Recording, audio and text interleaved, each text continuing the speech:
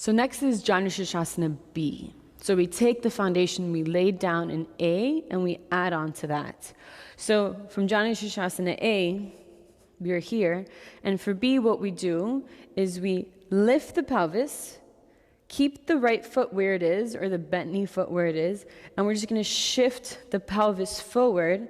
And then notice how I brought my hand forward to kind of support me here. And when you shift the pelvis forward, that left foot shifts forward too, and then you sit on top of the heel. And so when you sit on top of the heel, the sit bone ends up between the sit bones, and the right toes keep pointing forward. So it's just like if you keep the A position and you just shift the pelvis forward, shift the knee forward a little bit, and you sit on top of the heel so that the toes are pointing forward. So that might be a lot for your ankle if you have tight ankles or if that's just uncomfortable for some other reason. So a modification for this could be to point the foot and sit on top of the heel.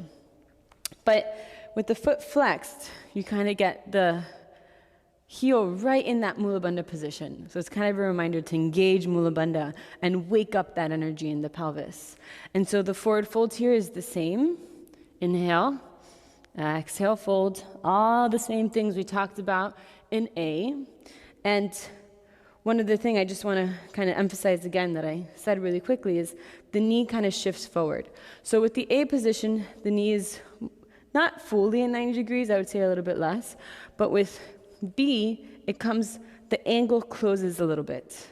And you'll find that sweet spot. Of course, it all depends on our proportions and our anatomical structures, how much that knee turns in. But we want it to come to a place where it's a little bit more in, where you feel like you can square the shoulders over the left leg, and we can keep that foot flexed.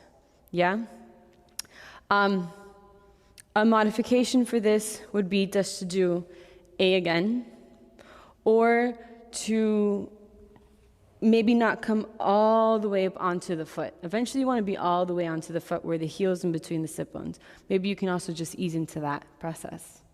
All right, it's a lot for the ankle, but as the ankle starts to get a little bit more flexible and starts to warm up into that position, it'll feel less uncomfortable. I can't say that at least for me, it's ever become a comfortable posture. It's always been like a little uncomfortable, but that's okay. Like that's part of the practice is coming into these spaces of discomfort and finding an even mind and a mind of not trying to change the discomfort instead accept the discomfort as it is. As long as you're not hurting yourself, discomfort can be good.